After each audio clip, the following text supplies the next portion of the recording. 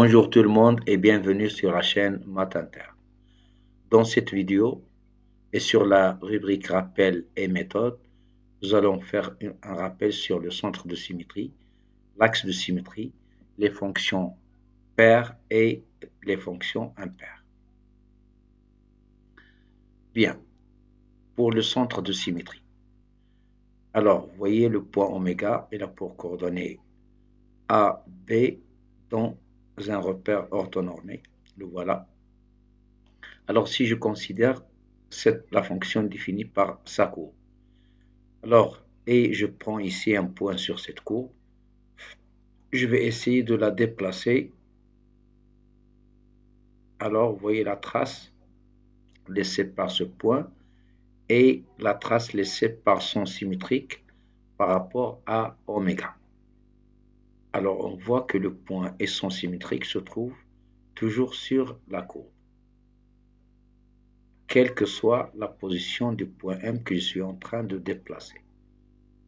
Donc, normalement, on comprend que ce oméga, ce point oméga, est un centre de symétrie pour la courbe de la fonction f. On va tracer ici. Très bien. Alors, comment démontrer qu'une courbe d'une fonction f admet comme centre de symétrie un point oméga de coordonnées AB? Alors, voilà, il suffit d'appliquer la formule suivante.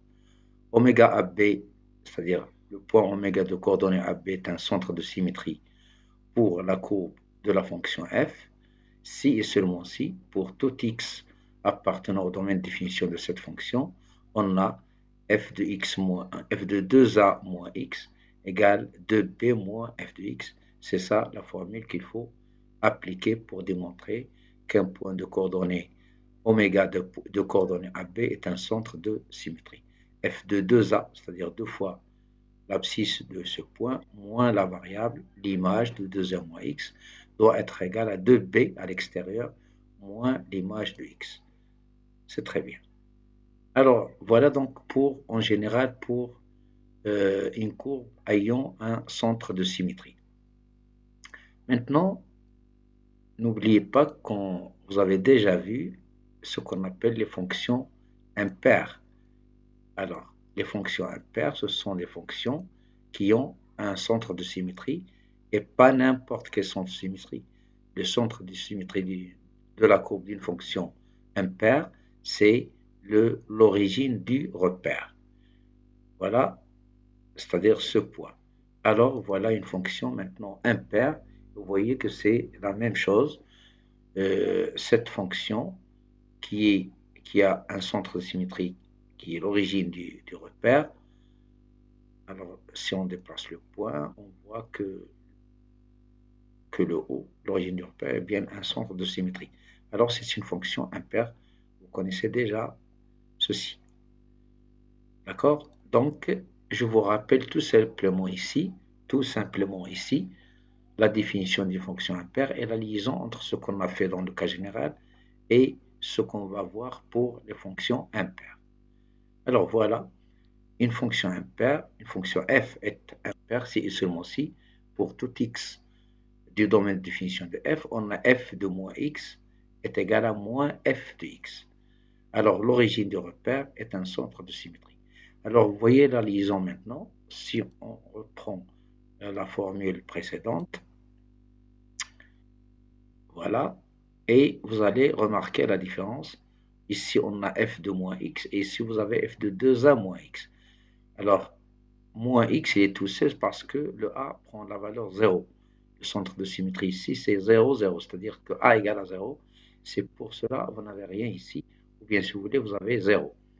2 fois 0 moins x, ça donne moins x, f de moins x. Et à l'extérieur, vous avez ici 2b dans le cas général, mais pour la fonction impaire, le b c'est 0 aussi, donc vous avez ici 0, donc moins f de x. C'est pour cela on a la formule f de moins x égale moins f de x, c'est-à-dire f de 2 fois 0 moins x égale 2 fois 0 moins f de x. Donc c'est un cas particulier de fonctions dont les courbes ont un centre de symétrie. Voilà donc pour les fonctions, pour les centres de symétrie et les fonctions impaires. Maintenant, on va voir les fonctions paires, axes de symétrie. Alors, donc ici, regardez cette droite, delta, c'est une droite qui est verticale et là pour équation x égale à a. Je suppose que ça c'est a. X égale à a parce qu'il est vertical et il passe par un point d'abscisse a et d'ordonnée 0. Donc il a pour équation x égale à. Bien, alors je vais tracer ici une fonction qui a pour axe de symétrie la droite delta. La voilà. Donc j'ai pris le point et ce point, j'ai pris ce point et le symétrique par rapport à delta du point que j'ai pris sur la courbe. Si je déplace ce point, vous voyez que l'autre, c'est-à-dire son symétrique par rapport à delta, se déplace aussi sur la courbe. C'est-à-dire que delta est un axe de symétrie pour cette courbe.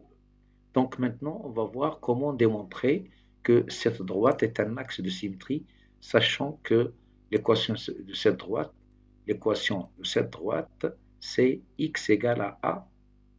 J'ai oublié de l'écrire. X égale à a.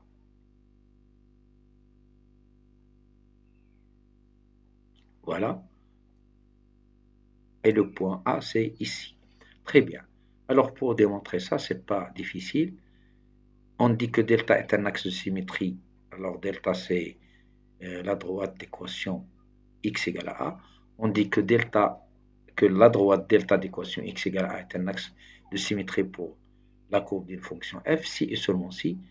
Alors, c'est presque la même chose, la même formule qu'on a vue pour les fonctions ayant un centre de symétrie. La différence, c'est que au début, c'est la même chose, f de 2a moins x, parce que vous avez le a, mais ici, il n'y a pas de b.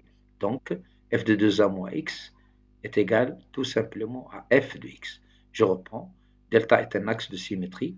La droite delta d'équation x égale à a est un axe de symétrie pour la courbe d'une fonction f, si et seulement si, pour tout x appartenant au domaine de définition de f de 2a moins x égale f de x. Très bien, ça c'est le cas général. Alors, pour les fonctions paires, vous avez déjà vu que ce sont des fonctions qui ont un axe de symétrie, mais pas n'importe quel axe, c'est l'axe des y. L'axe des y est un axe de symétrie pour les fonctions paires. Les fonctions paires.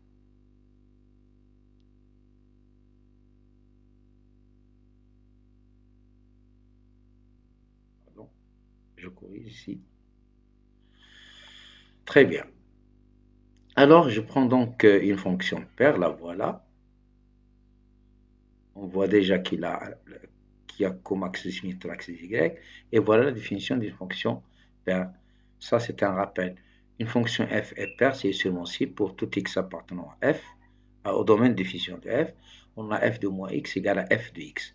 Et l'axe des ordonnées est un axe de symétrie pour la courbe de cette fonction. Voilà, c'est terminé pour ce rappel. C'est très important, bien sûr, pour faire des exercices. Je vous remercie pour votre attention et je vous donne rendez-vous pour une autre vidéo.